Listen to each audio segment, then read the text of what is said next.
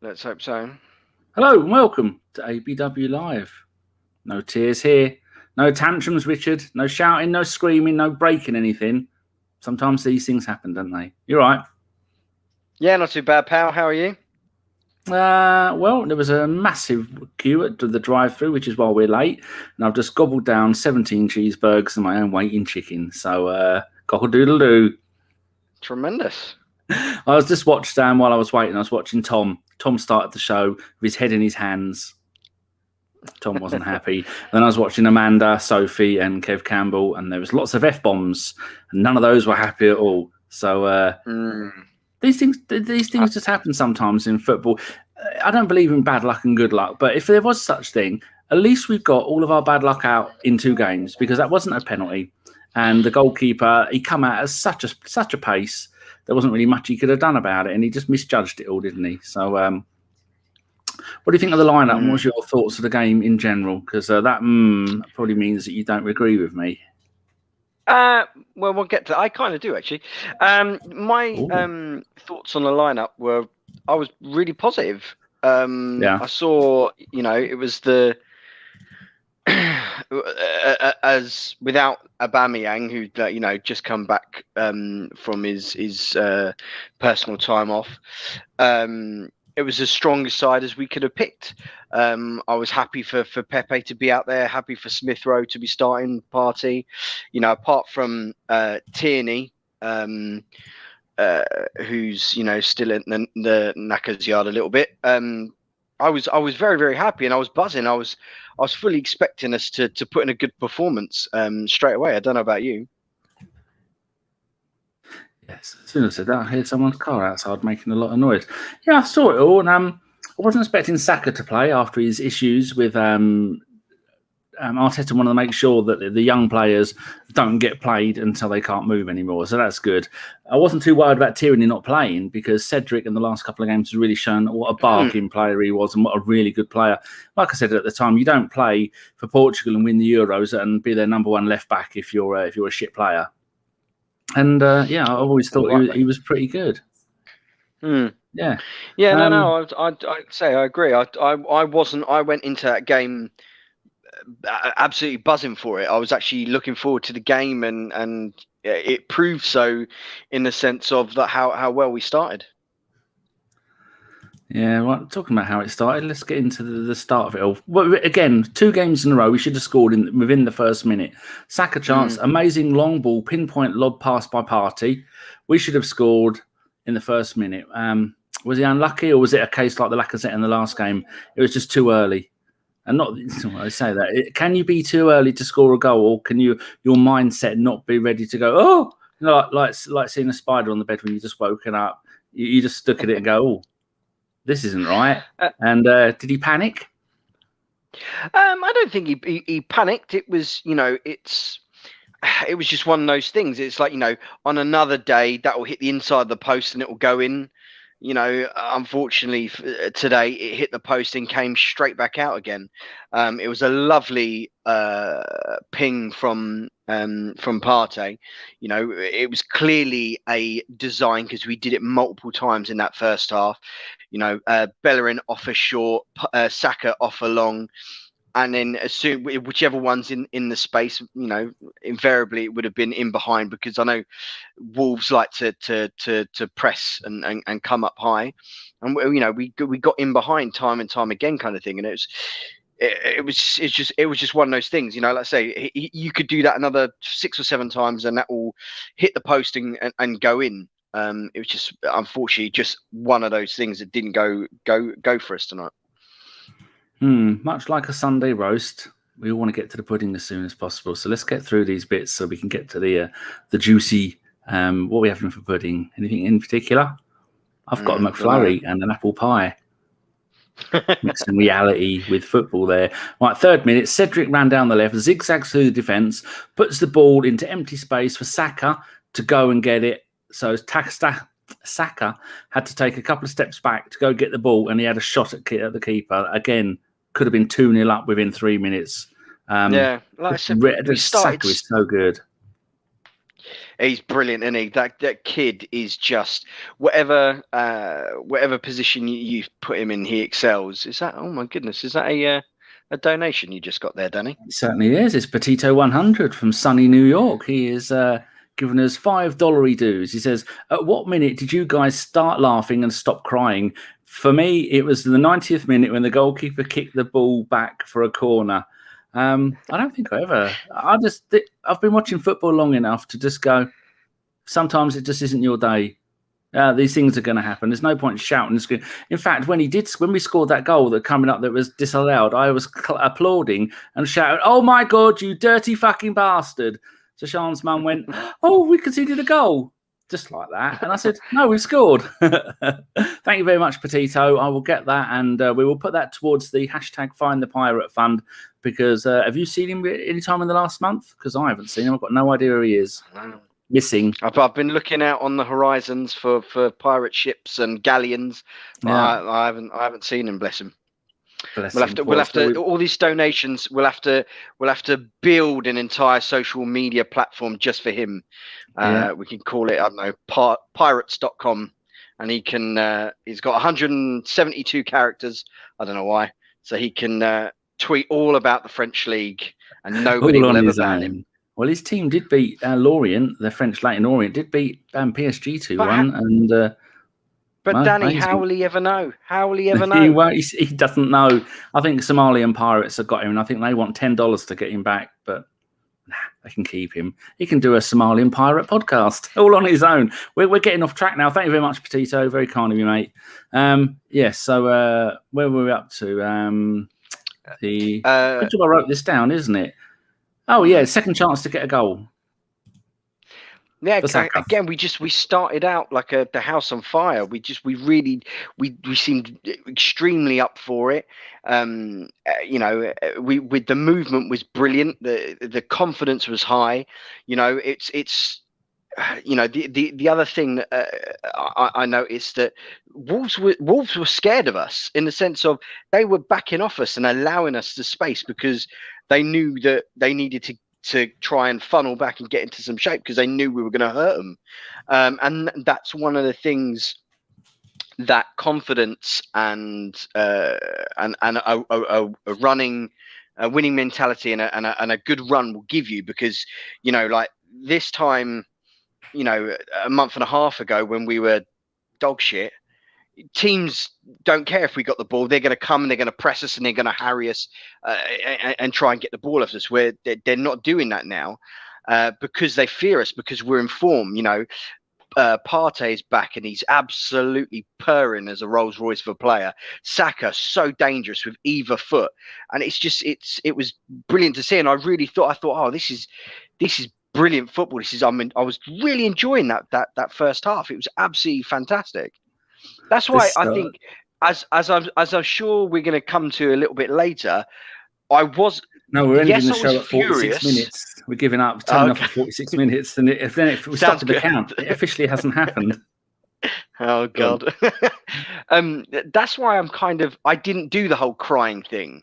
Yes, I'm furious for different reasons, but I can't really fault the players. Xhaka ran his socks off today, I thought. So I say I like you said, we've been watching football for long enough, because we're both old bastards. Excuse my language. And if someone tries and there's endeavour there and there's intent and that you can't really slag them off too much. Yes, there was things we could have done a little bit better, and we'll come on to things like that. But through no fault for our effort did things go tits up today, I don't think. Yeah, true. William Moore makes a brilliant point. First time I've been upset at Pepe being subbed off. That does kind of sum it up. Brilliant. So we're moving through these. 8th minute, Emile Smith-Rowe to Holding to Lacazette, offside to Saka, and then Saka spanks it in with his right foot. My God, that's could have been 3-0. Well, if one would have happened, the others wouldn't have had it. But 3 fantastic chances to score, and just it was genuinely offside, though, wasn't it? It was offside by half of Lacazette's foot. Yeah. I as soon as you saw it, you didn't need to get into the stupid millimeters and stuff like that. You could see it with the eyes that it was offside. What a finish from Saka though. Again, like I said, you put that boy wherever, right foot, left foot. There's very little that he can't do.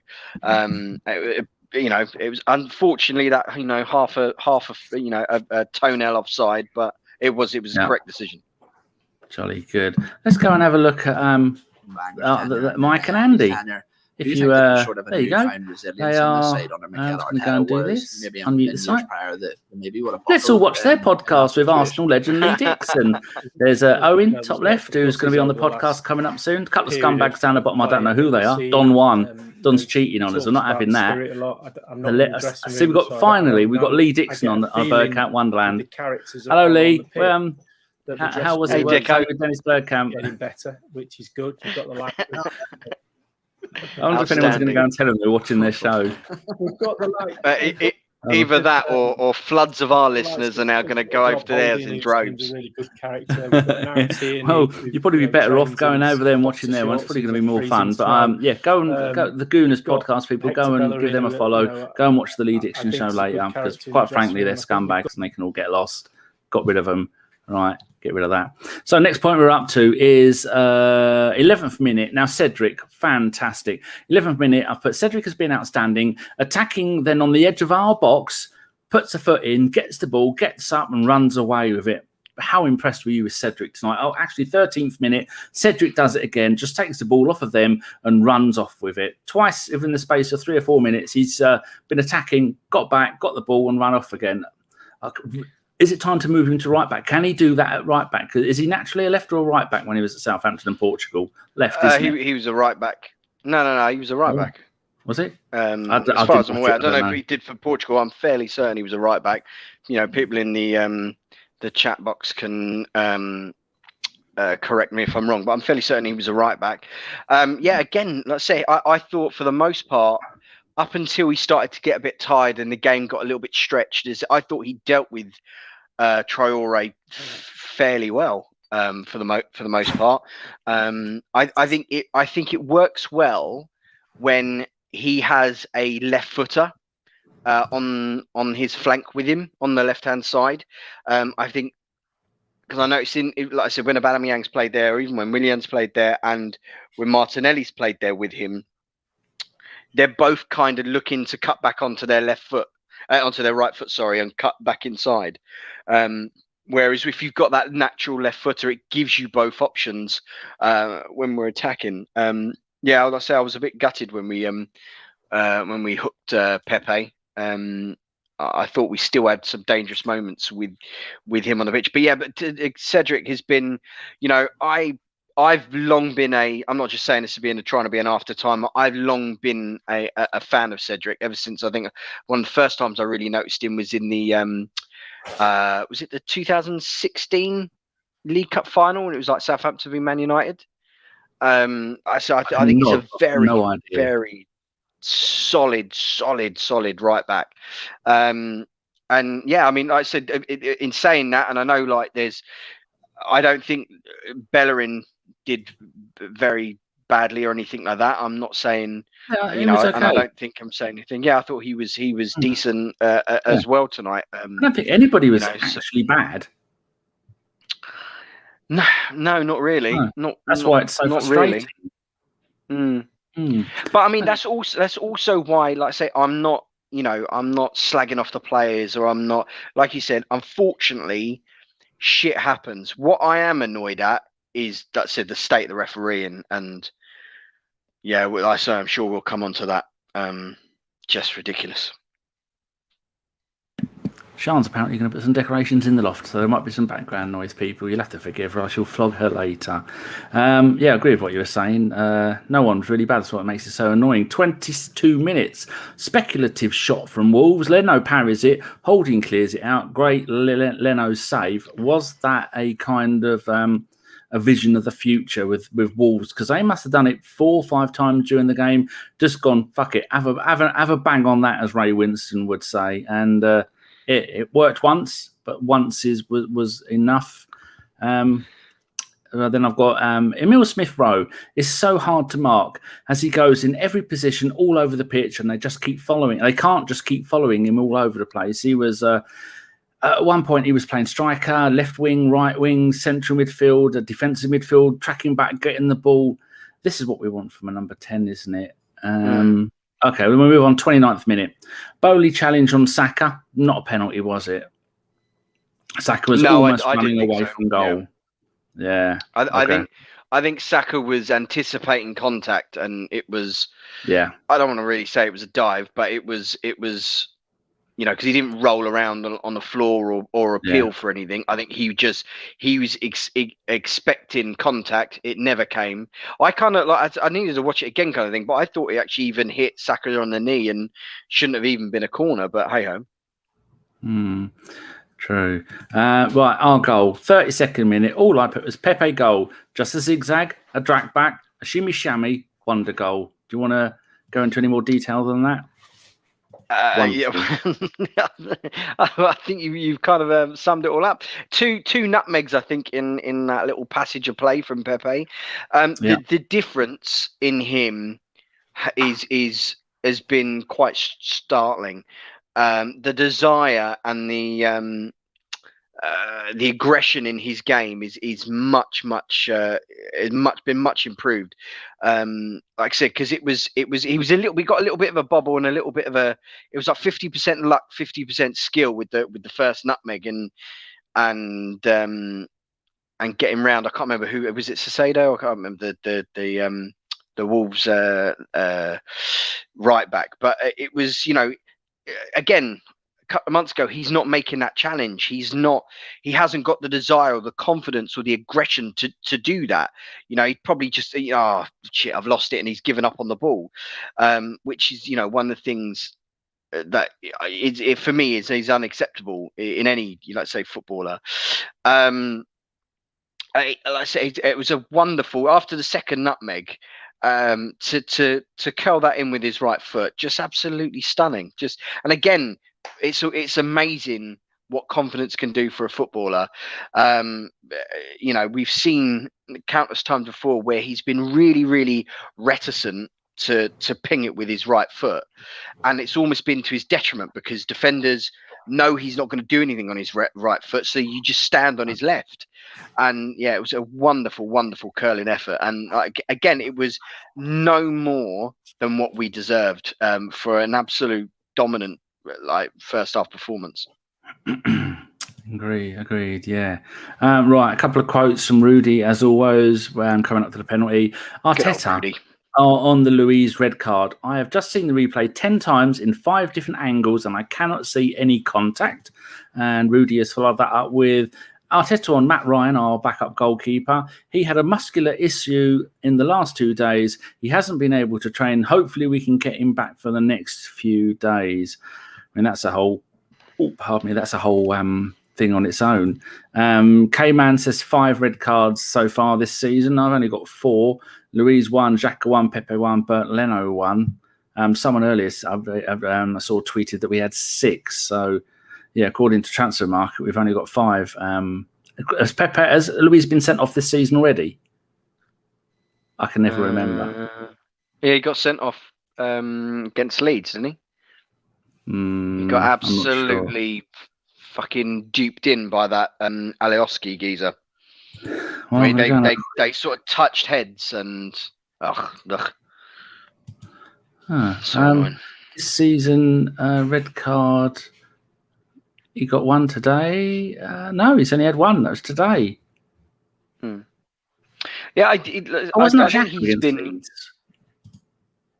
No, Xhaka was against. Was that Leicester? Oh, I've got no idea. I can't remember. I'm fucking all blurring into the thing. I think the one of the reasons why we've got so many, I've seen someone put in there, 9 since Arteta took over, is because when we were playing that fucking basketball, no pressure on the ball, and we're consistently running and sprinting back, making desperate uncontrolled tackles, we were always that's where we were getting pinged. That's where 90% of David Luiz's red cards bloody came from. But yeah, I felt for him tonight. I personally, I don't know about you, Dan, if we're there yet. I didn't think it was a red card at all. But. Well, we'll come. Yeah, here we are, 47th minute. The timer had run out. It was the dying embers of the first half. Luiz penalty, unlucky. His 4th red card. His 3rd for us. 26th minute against Chelsea in the Premier League for playing for us. 49th minute against Man City. They beat us 3-0 in the league again for us. And the one before that, the 87th minute for Chelsea, Arsenal 0-0, and that was when he was playing for Chelsea. So I've got a couple of little pictures here. We've got this here. Right, that is the running up to the goal, as you can see there. And then he's running in there at full pace. And then he decides to slow down. And as he starts to fall forward, we can see there that he's really started to lose his balance. And then his foot hits David Luiz's knee. Now, as far as I remember, you don't tackle people with your knee, do you? So what was your thoughts on the penalty? I thought it was nonsense. I really, really do. Even if there was contact, like I said, I've not seen massive amounts of contact in the replays that I've seen. Even if there is a slight bit, not every bit of contact is a foul. It's not like he tried to make a challenge or he tried to get too close to defender. It's minimal, slight at best, even if there is contact. And again, you'd need to really see something like moving pictures to really get the idea of that. But it just how they. I'd love to know. This is why I know people slate VAR and stuff like that, and I get it. I totally get it. But VAR isn't a sentient being. It's a piece of technology run by those muppets, Mike Riley's idiots in the PGML. It's utilized so badly. And like one of the other things about like laws and stuff like that, because I think I saw at halftime they were saying to the letter of the law, it's he has to walk. It's a penalty, and he has to walk.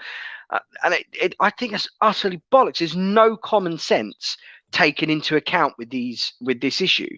And like, you look at other things that's happened. Like if that happens anywhere else on the pitch, that's not even a foul. It's so minimal. It's just, and how VAR has looked at that. Is this a moving? Is this a GIF? Yeah. How VAR have looked at that. I don't get it. It's such a dive. So he's coming in really fast, and then he starts to go. He was looking for the penalty. Yeah. And you could see that's what he was going for. And how can you see there, his knee, when his foot comes back in the run, that's when it hits Luiz's knee. And then he starts to fall, and then Luiz follows in after him. I mean, Luiz's position was bad anyway. We're going to take that off before we get shot for doing that. Mm-hmm. But they might demonetize us, and we might not get the £1 we usually get per video. Yeah, it's just. I just think common sense need to come in to play with that. I know it's a dumb law. Do that? How can VAR not look at that and look at it in replay and go, well, actually, that's not a penalty. But even if you give the penalty, not a red card. Mm. Even if they want to be strict. The other thing about, let's say, the VAR and the way it's being used and stuff like that. We're guessing now. Me and you, we're guessing. Fucking Rio Ferdinand and whatever dude was in the BT Sport thing, they're guessing. Everybody's guessing because nobody knows the conversation that's going on between Craig Pawson and the people running the VAR. In the NFL, in cricket, in rugby, you hear those conversations. You're in the loop of what is happening. Okay, so at least maybe you can think, oh, if they're looking at it from this way, maybe I could understand that, or you could there's some sort of clarity of how they've come to that decision, why they've come to that decision, and why they've taken the red card that they have. It makes no sense. Like, I know they stopped the double. They brought in that double jeopardy thing where it's only if you make an attempt, a genuine attempt for the ball, that you don't get a red card. But he's made no attempt. It's just a coming together. It's an absolute nonsense. Maybe you could square away the penalty, which I don't think it's a penalty. He hasn't actively denied him a goal scoring chance. How is that contact, and how is that stopping a goal scoring chance any worse than what happened with in the game with Southampton v Aston Villa, where Matty Cash steps out with his arm out by his side? It takes like half a nick off his thigh, and he saves it with his hand, and that's not a penalty because it makes no sense. It's just absolutely no sense. Well, Debbie here says at the top of her voice, it's a denial of a goal-scoring chance. And Thomas from Norway says, his heel hits Luiz's knee. So it's not a denial, Debbie, of a goal-scoring chance because the player's leg hit Luiz. If his stride was slightly different, if he was maybe half a yard further ahead, his heel wouldn't have hit David Luiz's knee, and then he wouldn't have gone down. And even when you've got Man United fans retweeting it and saying, that's not a penalty, that's an absolute fucking joke. And even John Terry, the scumbag, is saying that we were hard done by. Whoa, if John Terry's saying it, the fucking. It wasn't a it was never a red card. I don't understand that at all. I really, really don't understand that. This week's podcast is going to be me, Josh, Mike Hertz, and one other. And I think we will talk about the penalty decision in much more detail in that game. So we need to get a move on with this. Otherwise, we'll be here for 3 hours. The last few radio live shows have been going on for way too long. Okay, halftime, Gabriel on for Lacazette. At the time, that seemed like a good idea when we were it was 1-1. In hindsight, it looks like a terrible idea. Is that the naivety of the manager, or would you have done that? Yeah, I would have. It would have helped retain our shape in midfield. Enough players in midfield, and then you've got the pace and speed of Pepe and Saka on the counter and over the top. Lacazette, best win in the world, is not the quickest. So to me that made sense, but you couldn't square away what happened shortly after. Even if Lacazette was on the pitch, I don't think he's stopping that thunderbolt from Moutinho. Yeah, but haters are going to, like my wonderful Taylor Swift said, haters are going to hate. And if Sian wants to, she will come and pass from my thing over there, which I hold and I hug whenever the haters hate. Does everybody want to see, children, what I get? I got this. Let me have it. Let me don't deny my. But you don't be a twat. Give me it here. I got 3. I got this one. It's fluffy. It's very plush. I want all of them. I just hold this like this. Very nice. When bad things happen at football, I just take that. And for half a second, I thought it was Alan. Was that his Alan? name? Do you want to see Alan? Do the boys and girls at home want to see Alan? Oh, go on. Hopefully, maybe it'll cheer us up. This is when shit gets really bad. When you have your goalkeeper off, I get Alan. And Alan sings the song.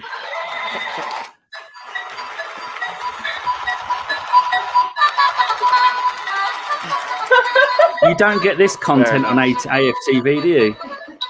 I bet Tom doesn't have any unicorns. Go on, Alan. Fuck off. Oh. He nearly went down there, and that'd have been a penalty for Alan. Dixon doesn't have that kind of content, does he? No. See, people, that will either work really well, or I'm thinking, Richard, that might not have worked at all. No, probably not. Anyway, getting on with it. Yes, so we agree that that's what we should have done. 48th minute, Moutinho hits a hit and hope from the middle of fucking nowhere. It goes in. Leno had my N button on my keyboard doesn't work. Leno has no chance of saving it. Is there any point even talking about that goal other than if you're going to have a chance, you might as well do that? The only thing I would say is from our point of view is I would have liked Partey and I think it was Saka was the nearest person. Partey jumped, didn't he? To be a little bit quicker to pressure him, close down the space a little bit quicker, because Neves, Moutinho, they've done that shit before. So I would have. That's my one slight criticism is they should have pressed him a little bit earlier and had be wary of that kind of shot, because like you said, they'd done it a couple of times in the first half, just because we had limited them. We either stopped the cross or David Luiz and Holding had headed everything away. They didn't have massives of chances. It was like, let's say, it was pot shots and it was long range efforts like that. So that bit I was a bit. That's my only criticism that I'd say about that goal. Divyun says, I was watching the hybrid squad before you guys started. I came over for Alan, and Alan produced. Right, we've got some wonderful quotes from Rudy, as usual. Cheers, Rudy. Going to come to them in a minute. 55th minute, Neto runs into the box. Partey gives him a little push. I see my N key isn't working, so half this makes no sense. So Neto comes in from the left-hand side of the box. Partey comes after him, touches him a little bit. He doesn't go down. He carries on going, and he stays up, and Gabriel makes a brilliant last-ditch tackle to stop him. That was very, very close. And I think the performance from Gabriel in the second half shows that he is ready. He's got rid of the COVID ding-dongs, and, he looks okay, doesn't he? Yeah, he had a bit of a mare.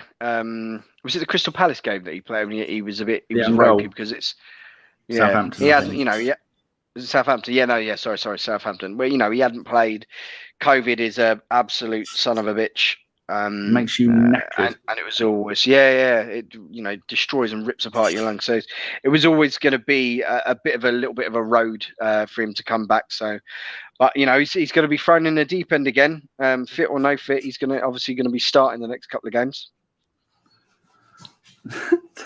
BX Gunner 81 has put, this is akin to throwing money at a hooker.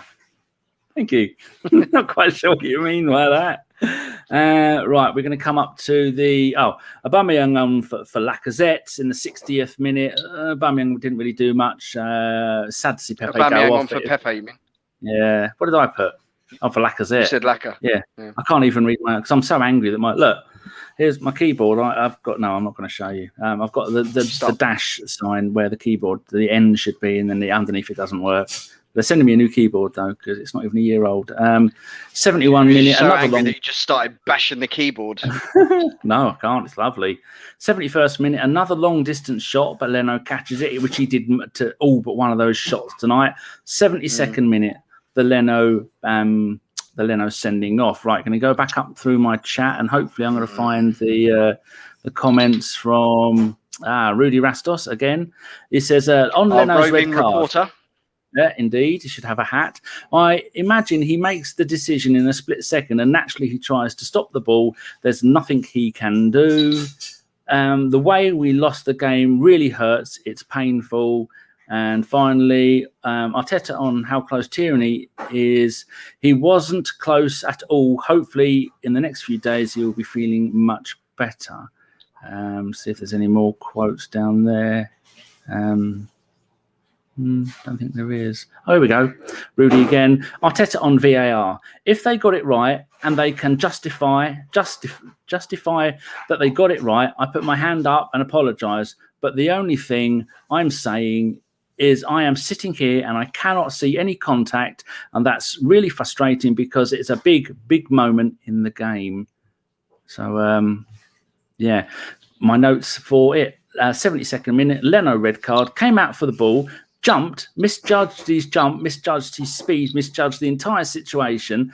And as he jumped, he went, "Oh shit!" And the ball kind of hit him in the arm, chest, and rolled around, hit him in the hand, and he knew straight away he was off, didn't he? There's the only thing that he did wait around for a little bit is to see if that was denying a goal scoring opportunity for their play, and it looked like it did. And you can't argue with that red card, can you? No, absolutely. I mean, by that point, we're chasing the game. We're now, with a man down, we're trying to vacate the space behind us to try and push for something to get anything out of the game. And it was just one of those things. If it was anyone else but Traore chasing him down, I think he would have been a lot calmer. But yeah, it took like a weird skip off the turf because it was absolutely pouring down with rain. There's some sort of spin or something on the ball because it looked like it was going other way, and then like a fucking googly or something, it's gone slightly the other way, and he's shit it, and he's just hit it with his arm. There was straight away. Oh God! Technical term, he shit it. Superfleet says this guy's got more books than Waterstones. So there you go. Yeah, you've not read a single one, have you? No. Just the back of the jackets. That's it. That's all you need to do. What else can we say? Runner the gunner, Runnerson came on, had a good goal game. He didn't concede any goals. Took a wonderful free kick that went out for a corner, or I can't remember what it went out for. Yeah. I kind of stopped watching at that point there, but right at the very end, I kind of half looked up and I saw he'd kicked it off, and I was like, God. My last, that was 74th minute. Partey came on. Runner came on for Partey. Only thing we can really, people are asking how long is the ban? Isn't it one game each? Because it wasn't violent conduct. Are they both out for the Villa game? That's what I've seen people tweet. They're going to have also seen people tweet it's a flat earth, so fuck knows. I think, yeah, because it's... I'm trying to think. I think it might be both be 3 games, isn't it? Well, I thought it's only 3 if it's violent conduct. Maybe it's just the one then. There again, this is show number 357, and I have yet to get a refereeing fact right. So whatever I think, that's probably not what it's going to be. People are concerned about the goalkeeper, BX Gunner there, saying how long is Ryan out for? I think Arteta said, Rudy put up a quote saying muscular, who's that? Because he was on the bench for the first couple of games after he joined us. So that we'll have to wait and see. I don't think we can bring in an emergency loan goalkeeper because we don't have the spot. So we have Arthur Onkwonkwo, the 18-year-old future Arsenal legend, playing for the under-23s. He's been training with the first team for the last week, so quite a few of the other kids. So it looks like he'll be on the bench. So it'll be between Runner and Arthur. Personally, I'd give Arthur it because that brought, remember the Donnarumma at AC Milan? He was playing for AC Milan first team at the age of 12 or something. That's how good Arthur's going to be for the Arsenal. Had a year off with personal issues. There's not much else we can really go into, is there? Because we want to save all the juicy stuff for the podcast on Thursday. But the only real thing we did in the end of the second half is at one point we attacked on the right-hand side. Bellerin, he had a much better second half. Okay, first half, very good second half. Down the right, went round one of their players, which I didn't think I'd ever see the day again when Bellerin would go round anybody. Stumbled, the bloke went down. Bellerin carried on with the ball, released it, put it into the box, and then I think it went to Aubameyang, who had a shot, and it hit the keeper, come back out, and then... No, it was a block. It was a block by the defender. Yeah. Yes, the defender blocked it, and then it came back out, but I think it came out too fast, and so it was on the edge of the area that then... It was Saka. It came to Saka. So Bellerin slid in, did a slide tackle and controlled the ball kind of thing. Got up, ran to the byline, managed to put it back to Aubameyang. Aubameyang hit it first time, but it was a great block by Bolly. And when it came out to Saka, again, it was not on his... he snatched it. He kind of panicked a little bit and snatched it. I think it didn't hit the defender and went straight back out. It was just a damp squid to the game. I was a bit up. Yeah, I thought we should have kept Pepe on the pitch. It's hard to know what to do. In hindsight, we can make all the right decisions, but in the moment, He'd run his arse off. They'd all done really well. There's not a single player there today who didn't do their best. Probably the best first half of like David puts 4-4-0. That's actually, David. That's going to be the title of this week's podcast. Arsenal's tactics 4-4-0 or something like that. Remind me. So one thing I will say is I don't think this is going to be a defeat that derails us. Like the Aston Villa defeat, where it was really, really bad. We were awful, and then we just went on a shocking bad run. I don't think that this will be the same. I think this will be thrown away and put to the back of our mind, and like I said, we go again, because there was so many positive performances, especially in that first half. For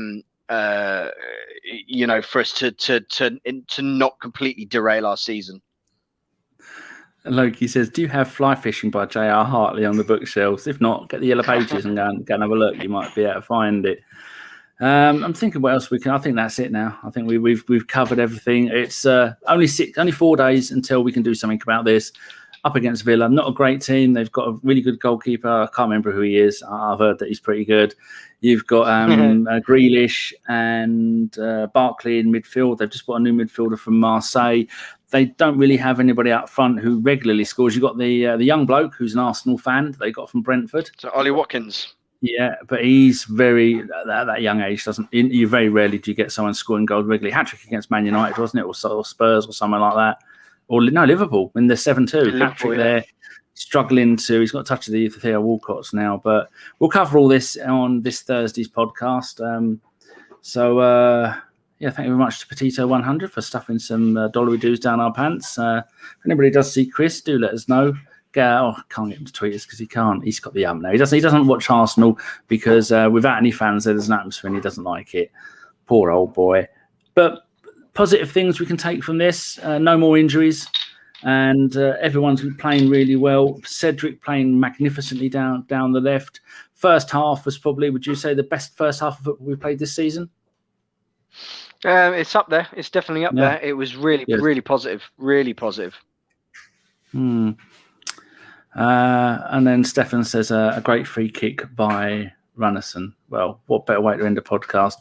41 minutes, people. 42 minutes. There you go. No more hour-long post-match ones because we've got better things to do with our time. We're going into more details during the podcast. So, Richard, there's the offspring. That's my sperm there. I created that. It's my second favourite child. Don't say hello. Don't encourage her. You can hit him if you want. Don't tell her that because she would hit me. Don't tell her that. Right, we're going to go now. I'm getting abused. Not allowed to abuse people. First Alan, now this. My God. Here we go. No, Loki says, Chris is on Pitkin Island. Glad to see you're not spelling his name right, silly boy. That's Chris, not Loki. Right, thank you very much, Richard. It's been different. It's been interesting. Thanks for having me, Dani. Yeah, and we will be back on Thursday. We're probably going to do the show live because it makes no difference. I still get shit wrong whether we do it live or we don't do it live when I'm pressing all the buttons or not. So thank you very much, everybody in the chat. Thank you very much, Petito100. And we will see you all again live on Thursday, roughly about 7:30. The show will be live again. We're going back to doing live ones. We did a poll, and most of you scumbags said you're a mushroom or you didn't know who we were. What a terrible fan base, Richard. Right. Goodbye. Bye. I voted